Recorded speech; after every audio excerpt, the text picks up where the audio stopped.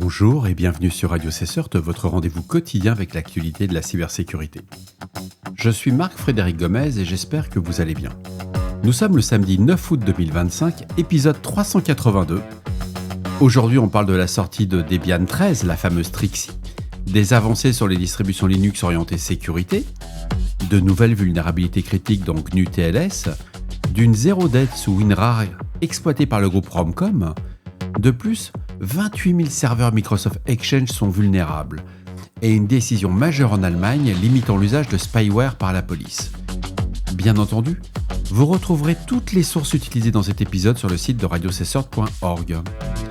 Petite info, la newsletter numéro 23 est sortie. Si vous n'êtes pas abonné, je vous recommande fortement de le faire pour ne rien rater sur l'actualité de Radio CSERT.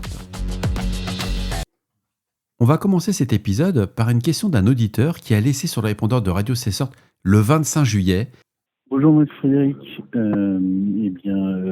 c'est pas l'anniversaire, mais on reprendra ça au 15 août, effectivement. C'est Marc, en direct de Nouvelle-Aquitaine.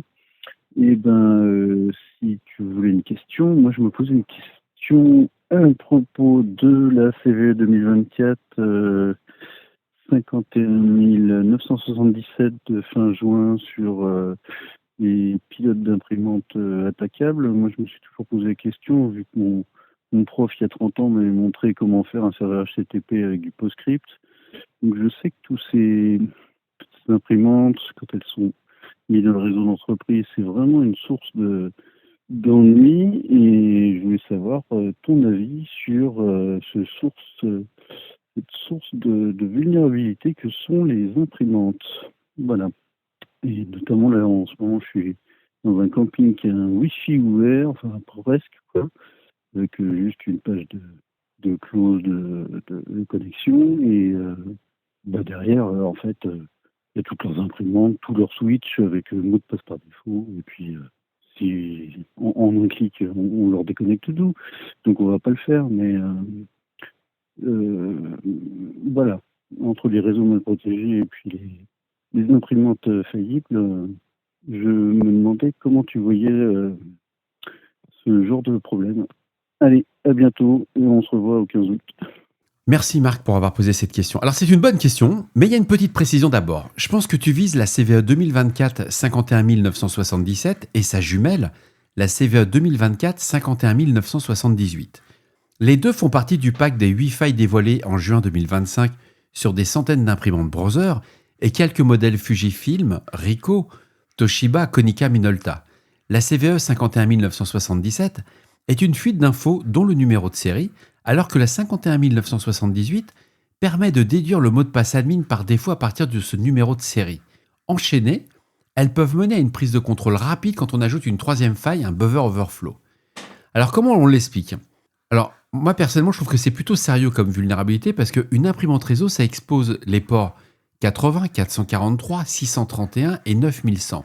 On parle de SNMP, de PJL, et souvent, on reste avec le mot de passe usine par défaut. La CVE 2024 51 977 va divulguer le numéro de série via le /etc mnt info csv, ce qui va alimenter la CVE 2024 51 978 pour reconstituer le mot de passe d'admin par défaut. Alors, ce qui change dans la CVE 51 978, c'est qu'elle n'est pas corrigeable par le firmware. Browser, le fabricant, a modifié le process de fabrication pour des appareils existants. On applique ça des contournements. Alors, les risques concrets que tu as cités, c'est la reconfiguration, l'accès à l'administration non authentifiée si le mot de passe n'a jamais été changé, l'exécution de code RCE, est possible enchaînant la CVE 51 978, on va voir ce qu'on appelle une autorisation bypass, plus la 51 979, qui va faire un overflow. Bien entendu, tu as aussi le risque des SSRF, les pivots réseau, via la 51 980 et la 51 981. L'imprimante va devenir un proxy vers le LAN interne. Il y a les fuites d'identifiants, que ce soit sur des LDAP ou sur des FTP, l'exfiltration de documents des dossiers de scan, et bien entendu les DOS avec des crashs répétés. Tout ça via les CVE 51 982 et les 51 983. Alors ta checklist. Évidemment, quand on voit ça, la première chose à faire, c'est changer immédiatement tous les mots de passe admin et interdire les mots de passe dérivables. Mettre à jour les firmware sur les modèles concernés. Appliquer les workarounds fournis par Browser. Exemple, désactiver le WSD, le FTP suivant le modèle. Isoler dans des VLAN. Interdire l'exposition sur Internet de vos imprimantes.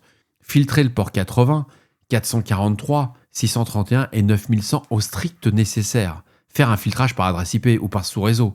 Couper le SNMP. Que ce soit du V1 ou du V2, si vous devez avoir du SNMP sur vos imprimantes, minima c'est du V3. Faut bloquer le PJL brut, c'est le port 9100, s'il n'est pas requis. Limiter tout ce qui est rotateur, les identifiants LDAP, FTP utilisés par les fonctions scan-to. Et puis il y a ce que j'appelle le 6e point, le hunt. C'est l'inventaire des modèles affectés avec les recherches d'admin par défaut, détection de requêtes, IPP, PJL, SNMP, anormal. Alors il faut savoir qu'il y a quelques sources qui sont assez intéressantes à voir. Il y a celle de Rapid7, il y a le Mitre avec la CVE 2025 51977, il y a Browser sur sa page de support qui le détaille très bien. Il y a quelques synthèses de presse sur l'impossibilité de corriger la CVE 51978 par le firmware. C'est le monde informatique qui en parle. Et si je devais résumer en moins de 20 secondes par rapport à ta question, on me parle sur les imprimantes de la CVE 2024 51977, mais pour moi en clair, c'est de la vulnérabilité, le risque. C'est une infolique qui relève le numéro de série et une seconde faille qui va calculer le mot de passe admin par défaut. Si ce mot de passe n'a jamais été changé, on peut reconfigurer l'imprimante, pivoter dans le réseau, voire arriver à de l'exécution de code. Alors mes conseils sont assez simples. C'est changer les mots de passe, mettez à jour le firmware, isoler les imprimantes en VLAN, couper le SNMP V1, V2 et le port 9100 si inutile. Bien entendu, Marc, je te déconseille fermement de te connecter sur ces imprimantes, d'arrêter dans ton comping ou d'aller plus loin, on n'y touche pas, on laisse.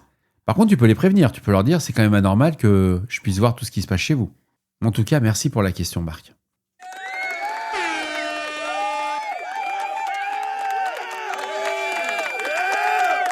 En Allemagne, la Cour constitutionnelle fédérale a rendu une décision le 7 août 2025 limitant l'usage des logiciels espions par la police. La surveillance des télécommunications à la source prévue au Code de procédure pénale n'est désormais autorisée que pour des infractions passibles d'une peine maximale supérieure à 3 ans d'emprisonnement. La décision fait suite à une plainte de l'ONG Digital Courage contre les règles introduites en 2017, qui autorisaient l'utilisation de ces outils pour intercepter des communications chiffrées. La Cour a jugé que la loi manquait de clarté sur les conditions d'emploi et permettait une atteinte disproportionnée aux droits fondamentaux. L'arrêt souligne que la Kellen TKU porte une atteinte très grave au secret des télécommunications garanti par l'article 10 de la loi fondamentale, ainsi qu'au droit fondamental protégeant l'intégrité et la confidentialité des systèmes informatiques. La collecte se fait de manière clandestine, contourne directement les mécanismes de sécurité et peut donner accès à un volume et à une variété de données dépassant largement les méthodes traditionnelles d'investigation. La Cour précise que ces outils capables d'intercepter et d'analyser toutes les données brutes échangées ne peuvent être employés que pour des affaires d'une gravité suffisante, excluant la criminalité dite de base.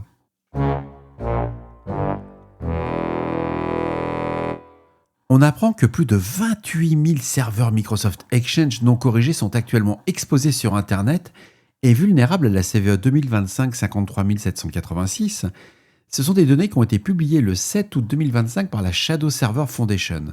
La CVE 2025 53 786 présente un score CVSS de 8 et elle permet à un attaquant disposant d'un accès administrateur à un serveur Exchange local d'escalader ses privilèges dans un environnement Microsoft 365 connecté, sans générer de traces d'audit facilement détectables. On en avait parlé un peu sur Radio CSERT. Le 7 août 2025, la CISA a publié la directive d'urgence 2502, imposant aux agences fédérales de corriger cette faille dans le déploiement hybride, avant le 11 août 2025, 9h. Vous avez vu, l'alerte, on l'a le 7 août, vous devez corriger avant le 11. En un mot, 4 jours. Quand on voit que sur certaines corrections d'alerte sur SharePoint, on nous dit « ouais, il faut 1 mois, 2 mois, 3 mois, le métier veut pas, etc. » C'est assez surprenant quand même. Moi, je trouve que la CISA a le bon rythme. Vous avez une vulnérabilité, elle est critique, vos serveurs sont exposés sur Internet. Avoir pratiquement 4 jours pour le faire, c'est pas mal quoi. Une première journée, on voit les effets de bord. Deuxième journée, on valide le métier, on fait le planning.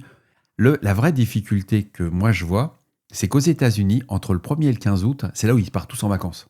Donc il va falloir trouver du monde pour faire ces fameuses mises à jour. Bien entendu, la Microsoft et la CISA estiment que ces vulnérabilités représentent un risque significatif et inacceptable pour les organisations n'ayant pas appliqué les recommandations de sécurité publiées en avril 2025. C'est ça le vrai fond du sujet. À force de laisser dans le panier un certain nombre de vulnérabilités, quand ça tombe vraiment qu'elles sont exploitées, là on pleure.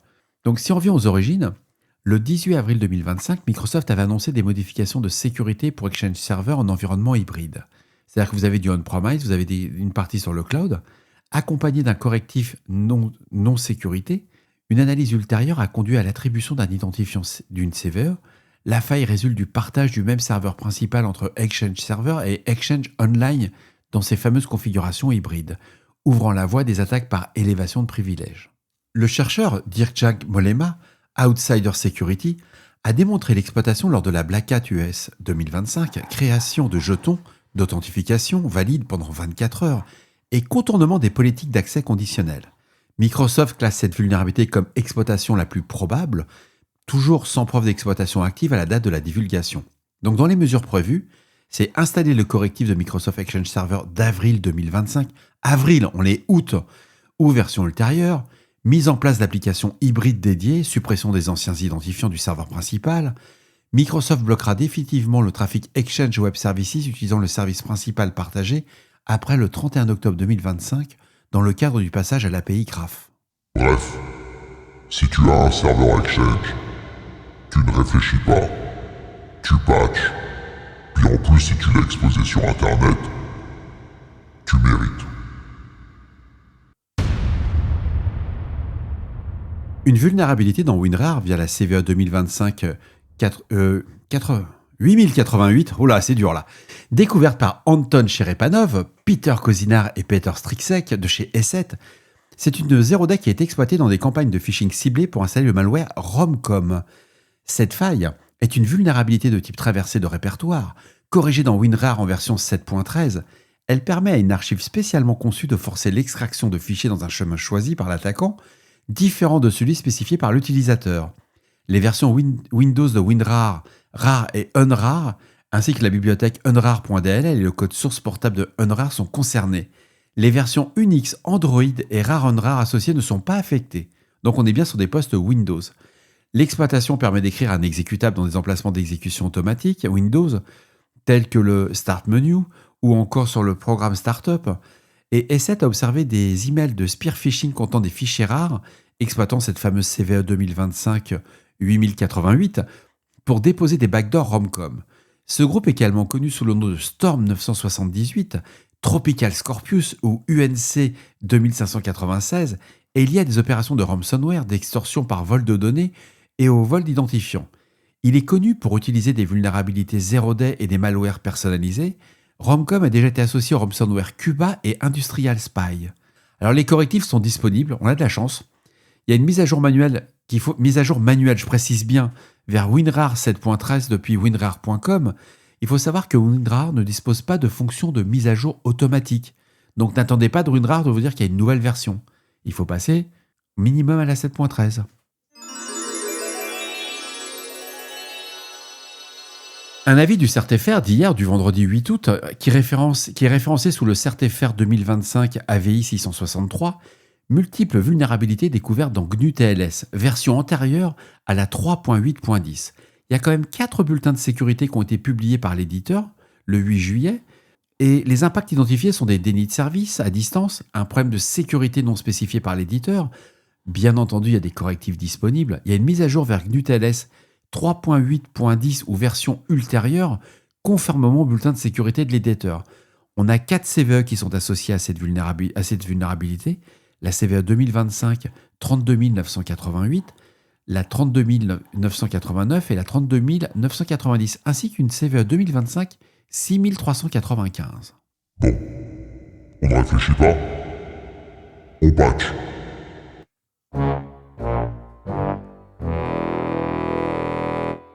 J'ai retenu un article du 5 août. Ouais, c'est un peu vieux. Quand on fait du podcast tous les jours, on se dit ouais, 5 août quand même, c'est pas très frais, mais il est plutôt pas mal. Au début, quand je l'ai lu, c'est un article de George Whittaker du Linux Journal, et ça concerne les distributions Linux qui sont orientées sur la sécurité et la confidentialité des données. Depuis environ une décennie, la multiplication des violations de données, la surveillance étatique et le profilage marketing massif ont accéléré la recherche de solutions pour protéger les informations personnelles et professionnelles. Des distributions Linux spécialisées se positionnent comme des alternatives capables de limiter le pistage, de bloquer les intrusions et de réduire les fuites de données. Et ça, c'est vraiment un des atouts du modèle de l'open source. Linux offre même une transparence totale du code, des mises à jour rapides et une possibilité de suppression des composants non nécessaires ou intrusifs. Et il faut savoir que les distributions orientées sécurité vont plus loin en intégrant par exemple des noyaux durcis, le fameux GR Security, des cloisonnements applicatifs, du chiffrement par défaut, des installations minimales, des outils de confidentialité préintégrés, que ce soit des Tor ou des effaceurs sécurisés quand vous avez fini vos sessions. Alors il y a quelques distributions qui sont à mettre en avant, mais vous allez voir que derrière ces avantages, il y a quand même quelques petits revers.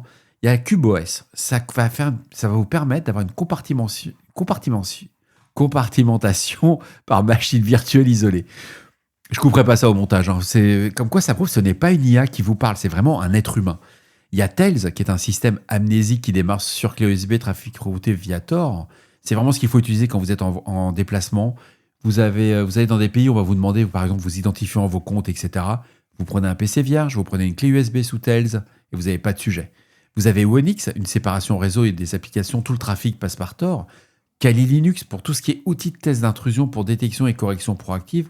Et PureOS, qui est un 100% du logiciel libre, sans code binaire propriétaire. Alors, bien entendu, c'est pas fait pour tout le monde, c'est pas fait pour Madame Michu. Le public concerné, ce sont des journalistes, des militants politiques, des professions médicaux ou juridiques, ainsi que des particuliers cherchant à échapper au suivi commercial ou des collaborateurs qui travaillent dans des environnements sensibles. Alors, c'est là que je vais, entre guillemets, mettre les limites et les défis de ces distributions.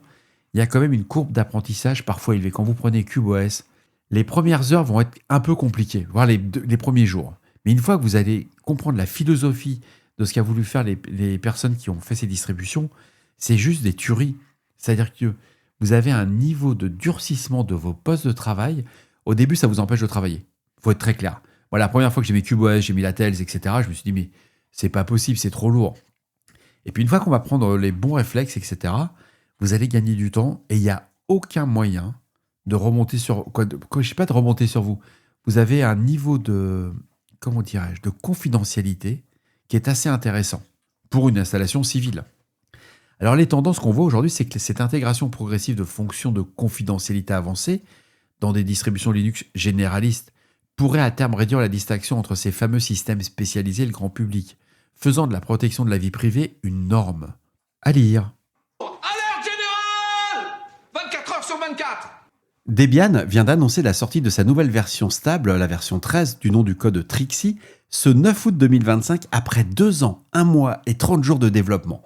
Elle bénéficiera de 5 années de support grâce aux équipes de sécurité et LTS du projet.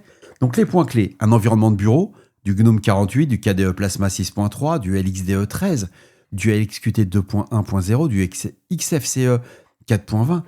Volume de paquets, plus de 14 100 nouveaux paquets ont été mis dans cette distribution. Il y en a quand même 8 844 qui ont été supprimés et 44 326 ont été mis à jour. L'architecture, allez, c'est top. Il y a une introduction du support officiel du RISC V64.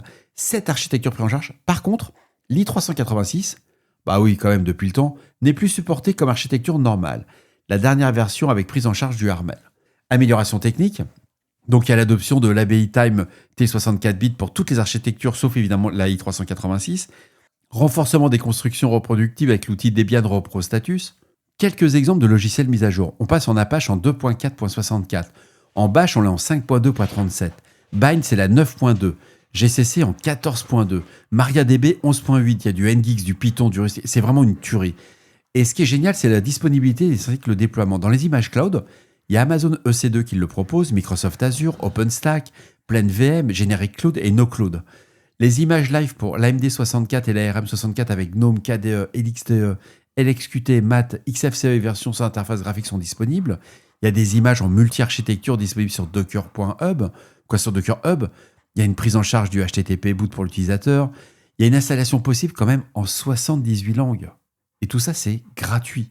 La mise à jour, ce que moi j'ai trouvé qui était plutôt sympa, avec quelques changements notables, c'est quand même une migration depuis Bookworm gérée par APT. Un retrait des backports Bookworm est conseillé avant la mise à jour. Oui, je vous conseille. Je me suis amusé à faire un petit update juste pour voir avant de faire l'épisode. C'est pour ça que je l'enregistre un peu tard. J'ai éclaté ma distrib. Donc, une chance. J'ai fait un backup. C'est rare. Généralement, je fais jamais de backup avant de faire ce genre de bêtises. Mais là, vu que c'est juste, allez, bon, je fais, je crains rien. Donc, ça a éclaté. Il faut que vous retirez vos backports Bookworm avant de faire la mise à jour. Je vous recommande fortement. Moi, ça m'a pété à la tronche. Les changements notables que j'ai pu constater, c'est que le TLS dans OpenLDAP est assuré par OpenSSL au lieu de GNU TLS. C'est rigolo parce que dans cet épisode, on parle d'une vulnérabilité. Ça n'a aucun rapport. La vulnérabilité sur laquelle on a parlé précédemment, là, c'est juste le fait que c'est un changement qui a été décidé. Amélioration de l'installateur, il y a une meilleure prise en charge du matériel avec des amorçages sécurisés avec un système de boot, il y a des désactivations automatiques des sources CD-ROM, 6 supports non CD. C'est vraiment un bon niveau. Je pense que cette version 13 est vraiment pas mal à installer avec aucune modération. Et voilà, cet épisode de Radio Cesseur du samedi 9 août 2025 touche à sa fin. J'espère qu'il vous apportera des informations claires et utiles. Merci encore à Marc et à d'avoir laissé un message sur Radio Cesseur. N'oubliez pas, si vous avez des retours ou des sujets que vous aimeriez voir traités, faites-le moi savoir. Laissez-moi un message sur le répondeur de Radio Cesseur au 07 68 72 20 09. 07 68 72 20 09. D'ici là, restez vigilants, surveillez vos systèmes et surtout, on ne réfléchit pas, on patch. On va se retrouver demain pour un nouvel épisode, ça serait dommage de faire changer. On approche du 15 août, il faut que je vous prépare quand même quelque chose. Donc demain, je vais faire un peu de teasing. Est-ce que je fais une bouffe à Paris avec les auditeurs ? Mais il y a quand même beaucoup de monde en vacances. Est-ce que je prépare quelque chose au mois de septembre ? On pourrait se faire une soirée. J'avais prévu de réserver Bercy, mais nous sommes beaucoup trop nombreux pour aller à Bercy. Donc il faut que je trouve un resto sympa où qu'on puisse se rencontrer, que ce soit facile pour tout le monde. Sachant que vous nous écoutez, que vous m'écoutez, entre guillemets, dans 49 pays quand même. À voir. À demain, je vous embrasse.